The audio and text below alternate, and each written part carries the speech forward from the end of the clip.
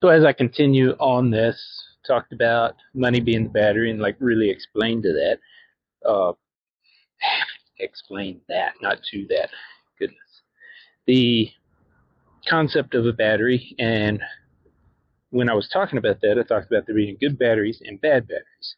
So this is a further example of why I use the battery as an analogy, because the battery also helps us to explain the term inflation. Now, inflation seems to be a fiat-based term, or a fiat currency-based term.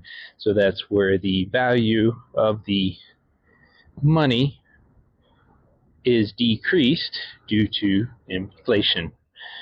Uh, and maybe later I'll get into the specifics, but let's stick to the layman's terms. You know, uh, $20 20 years ago would buy you a lot more than it buys today. Now that is inflation. And inflation under the current system is kind of a tool put in place to facilitate investments. Um, I really don't want to dive too far into the problems with inflation in the current systems. Instead, I want to kind of highlight that a lot of people are going to say that the inflation is a current manipulation of the system to take money away, and talk about all the negative consequences of inflation.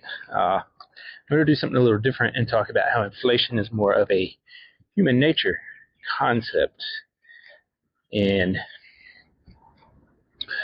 so I don't think it's just something done by the fiat currency system. If we look at uh, many other examples of money, we see evidences of people trying to produce more of that currency.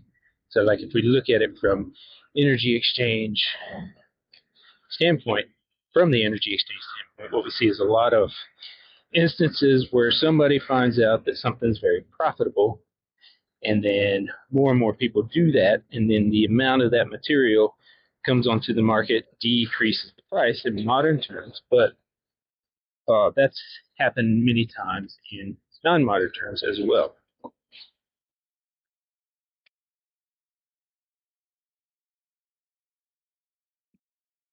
So, sorry, I had the camera pointing towards the sun there.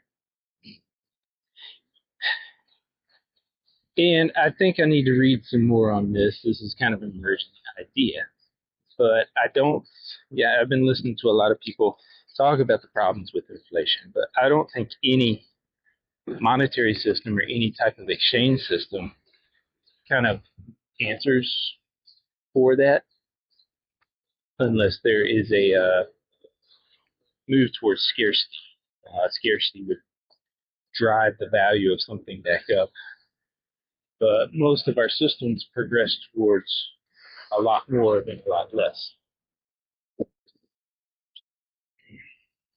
The kind of losing track because I really prepared to talk about inflation. I was kind of more thinking about the amount of emotion that's tied in with money.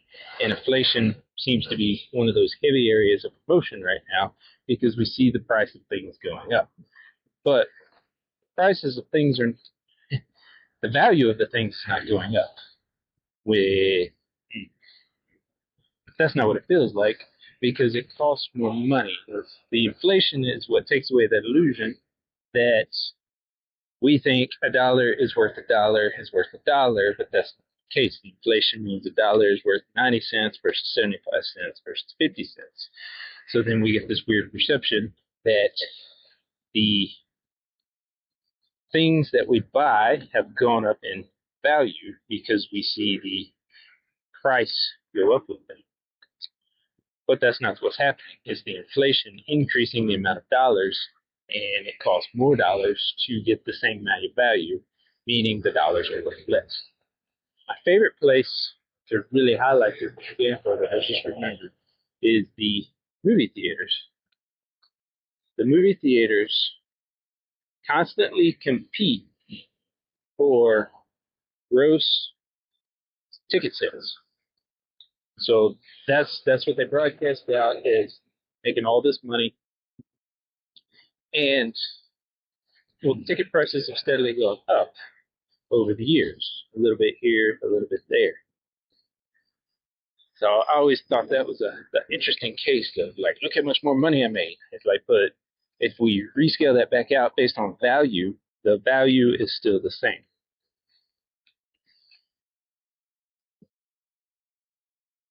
And that's, I think there was a story from, I think the rice trades.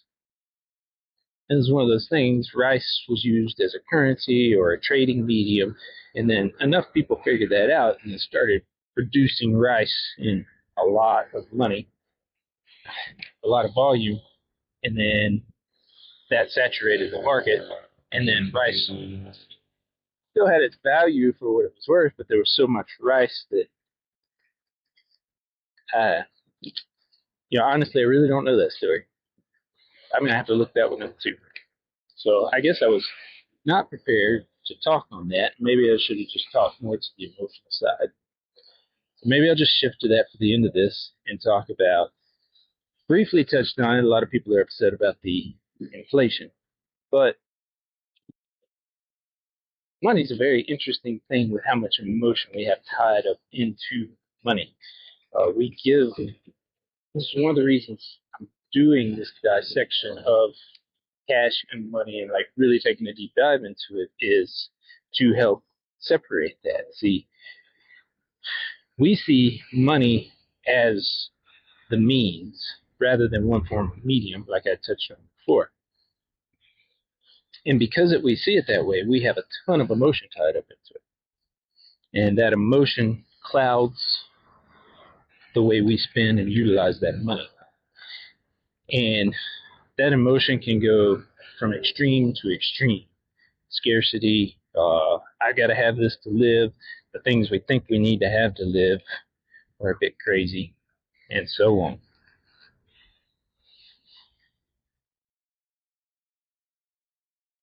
And then not feeling like we have enough money, thinking we're going to get kicked out. Some people do get kicked out because they don't have enough money. It's a messy business. So, you know what? I really had a lot going on today. Really not prepared for this video, but that's the cool part. That's what this exercise is about. The free flow conversation, being able to shift over and talk about that. So, and mainly this is for my personal notes. So anyway, that's the base of that as I kind of shift through money, or the base of what I talked about today with the inflation of the battery, how that works as inflation, because batteries have leakage. Leakage is essentially inflation. If I go 5 years from now, the battery will not have the same stores it had when I charged it. And it's the same thing for money. If I put money into savings, it will not have the same buying power as when I put it into savings, unless I have increased or kept up with inflation with my investments. So that's kind of us rating energy, not energy, but money as a store of energy compared to potential other mediums. That's why a house makes a good store of energy, because you typically, if you maintain the house, the house appreciates and the energy stays the same. It's actually a misconception. People don't realize you have to put money into the house to keep it at its as its value or to increase its value. Like if you just buy a house and don't do anything to it, it'll actually decrease its value. And that's a good example of, once again, the battery. The batteries, like if you want to maintain a battery, you have to periodically charge it, put conditioners on it, and like do all this stuff to put back into it. So anyway, that's where I'll leave that one for now.